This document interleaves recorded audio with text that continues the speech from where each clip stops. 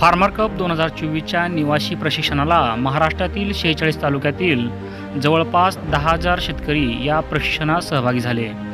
प्रशिक्षणाच्या या प्रवासात उमेदने महत्त्वपूर्ण भूमिका बजावली आहे.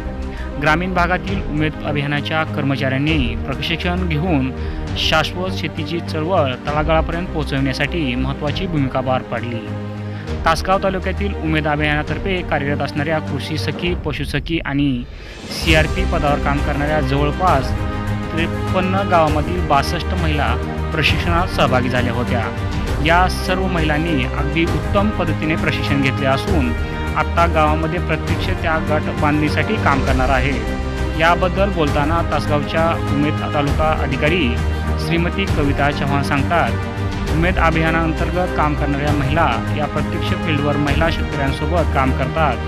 त्यामुळे हे प्रशिक्षण फार महत्त्वाचं वाटलं. फार्मर कप प्रशिक्षणामुळे शेतीची आधुनिक पद्धती आणि गट शेतीची योग्य माहिती मिळाल्यामुळे शेतकऱ्यांपर्यंत ही माहिती पोहोचवता येईल. शिवाय शेती कशी केली पाहिजे याचेही शास्त्रशुद्ध ज्ञान या प्रशिक्षणामुळे मिळाले. मला फार आनंद आहे की योग्य पद्धतीने शेतीची माहिती आमच्या टीमच्या महिलांना मिळाली. शाश्वत शेतीच्या प्रसारासाठी या महिलांचा सहभाग हा निश्चित फार्मर कप चळवळीसाठी महत्त्वाचा ठरणार आहे. यासाठी उमेद अभियान यांना धन्यवाद.